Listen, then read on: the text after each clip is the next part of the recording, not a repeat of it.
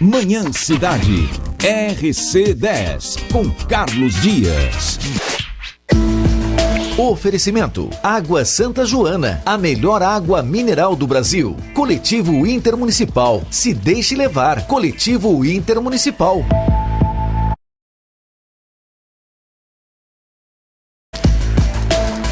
Eita, que Caruaru tá comemorando. Vai ter 2 representantes assim na Série A2 de Pernambucano. Carlos Dias, bom dia. Oi, Renata, bom dia pra você. Oi, Renata, bom dia pra você, Vitor, ouvintes da Cidade FM. Pois é, ontem a Federação Pernambucana de Futebol fez o conselho técnico, né? O famoso arbitral da Série A2 e foi confirmada a participação de 2 times de Caruaru na competição. O Clube Atlético do Porto e o Caruaru City. O Porto garantiu vaga, Renata, porque já tinha essa vaga garantida, né? O Caruaru City é um caso um pouco mais, não vou dizer complicado, mas a gente precisa explicar porque o Caruaru City estava na Série A3 no ano passado, não conseguiu a classificação dentro de campo, porque subiu apenas 2, o Caruaru City ficou na 3ª colocação, ou seja, na teoria deveria disputar a Série A3. Como o Flamengo de Arco Verde tinha vaga garantida, isso porque foi rebaixado no ano passado, em 2024. O Flamengo de Arco Verde foi rebaixado e ainda ano passado, Renata, Vitor e os ouvintes, a equipe do Sertão Pernambucano anunciou uma paralisação nas suas atividades relacionadas ao futebol profissional. O futebol de base do Flamengo de Arco Verde ainda está em pleno vapor, podemos falar assim. Mas o futebol profissional foi paralisado. E aí fica um exemplo, né, Renata, Vitor e os ouvintes da Cidade FM, de que nem toda SAF é salvação de um clube, porque o Flamengo de Arco Verde foi a primeira SAF de Pernambuco. Chegou aí com muita expectativa, muita pompa, né, de que o Flamengo de Arco Verde poderia ser a nova potência do futebol pernambucano, tá aí. Menos de 3 anos depois do anúncio da SAF, o pessoal que comanda o clube já anunciou a paralisação do futebol profissional. Então, como o Flamengo desistiu, a vaga foi para o 3º colocado da Série A3, que foi o Caruaru City. Então, fica a expectativa, a competição deve ter início no mês de agosto e vamos esperar até onde e como vai ser montado, né, Renata? Os times para essa Série A2. O Porto tem uma tradição de usar muitos garotos da base, não investir muito e assim, é uma competição que tem muitos times tradicionais. Tem a Cabense, tem o América de Paulista, que é uma SAF. E lembrando, viu, Renata? Apenas um clube sobe para a Série A1. Entre 10, apenas o campeão da competição sobe para a 1ª divisão, para a elite do futebol pernambucano. Então, o América, na teoria, é um dos favoritos, porque é uma SAF, vem investindo bastante, o novo dono aí do América, né, que já foi campeão pernambucano algumas vezes. O Porto tem a tradição de não investir muito, né, apostar mais no pessoal da base. O Caruaru City a gente não sabe como vai vir. Vamos aí torcer para que os clubes pernambucanos, em especial os de Caruaru, façam uma boa campanha aí na Série A2. Repito, é difícil porque tem vários clubes grandes, de tradição, e também clubes com investimento alto, que é o caso, repito, do América de Paulista. Ô Carlos, e o Caruaru City, que teve uma ascensão tão, né, meteórica, lá foi campeão da Série B, foi para a Série A, do A2, né, foi para o campeonato principal, né, do estadual, e depois veio caindo, já estava na 3ª, eu nem estava sabendo, já estava na 3ª divisão. 3ª divisão. Então caiu um presente aí, né? A questão, Renata, é assim, sem querer julgar ou falar de qualquer instituição, mas a questão é o seguinte: o trabalho tem que ser feito aos poucos e, como se diz popular, com os pés no chão.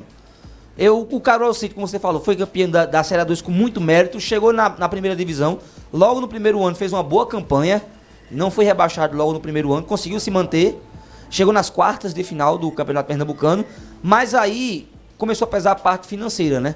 Começou talvez a fazer contratações que não poderia, folhas que não poderia pagar, e aí o clube entrou numa crise financeira, foi para a Série A2, e aí quando foi disputar a Série A2, Renata, ele desistiu, não participou.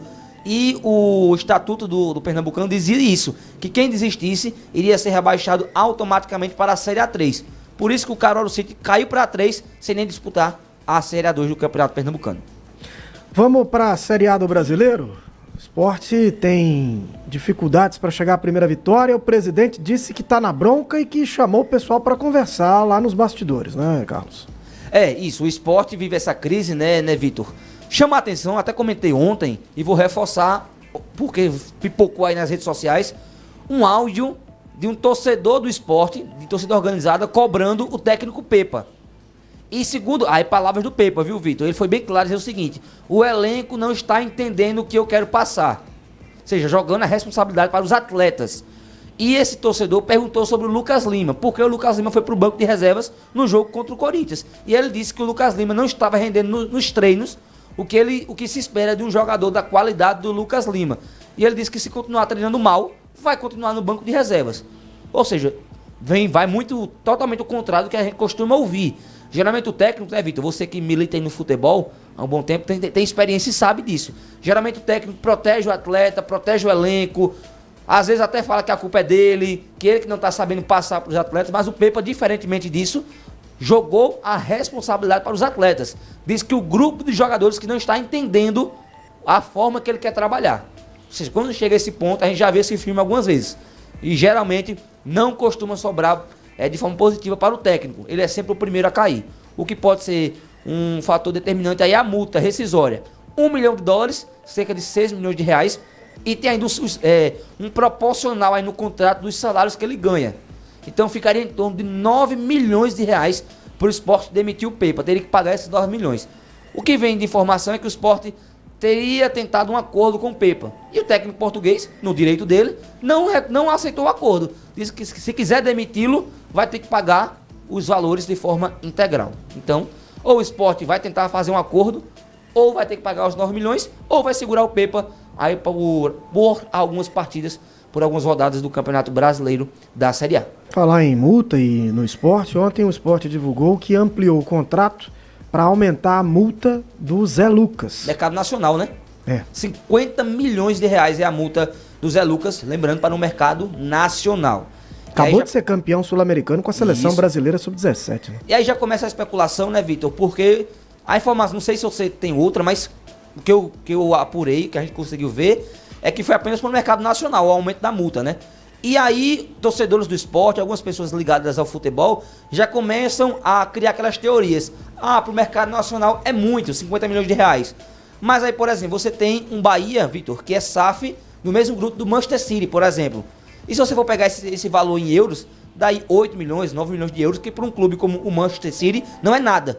Então o que poderia fazer é o Bahia comprá-lo com o seu mercado nacional e depois ele iria para o time da Inglaterra. Então isso já foi feito algumas vezes, inclusive, não foi o mesmo exemplo, mas eu não era vivo, né? Não era nascido. Não era nascido, né? Não estava nesse mundo, no planeta Terra.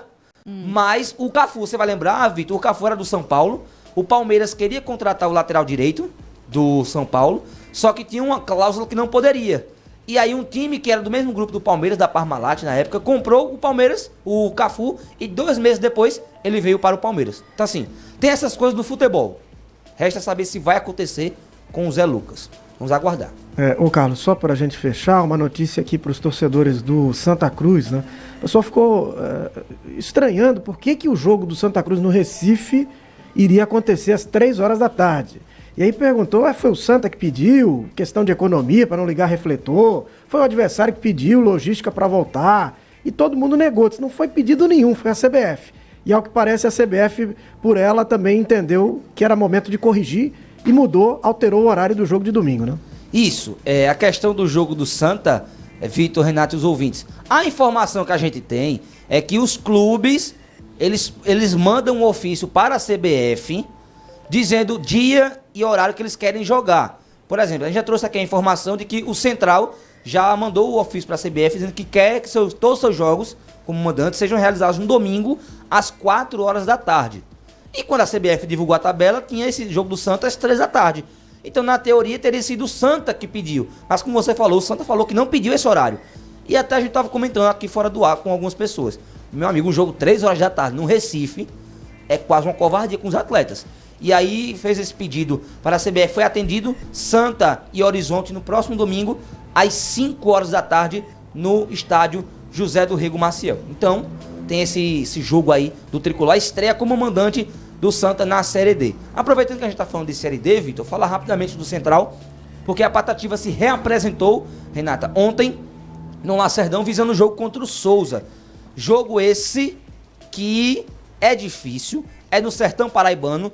Se a informação que a gente conseguiu obter, e de números até, que o Souza praticamente não perde quando joga como mandante, viu? Apenas uma derrota na temporada jogando no Marizão, no Antônio Mariz. Ou seja, é um time que é encardido, é um time chato quando joga lá no Sertão Paraibano. O Central vai pra lá, o jogo é 5 da tarde, o sol vai estar um pouco menos quente, né? Porque tinha expectativa que o Souza poderia mudar o horário, até para dificultar para quem viesse de fora, mas o jogo está confirmado para as 5 horas da tarde, lá no Sertão Paraibano, no estádio Marizão. Eu vou repetir o que eu disse ontem. Para mim, se o Central conseguir um empate fora de casa, Vitor, é um excelente resultado, visto que, repito, o Souza só perdeu uma partida esse ano como mandante quando joga lá no Sertão Paraibano. Carlos Dias, obrigado. Até amanhã. Até amanhã. Manhã Cidade. RC10. Oferecimento: Água Santa Joana, a melhor água mineral do Brasil. Coletivo Intermunicipal, se deixe levar. Coletivo Intermunicipal. Renata, ouvintes da Cidade FM, uma notícia de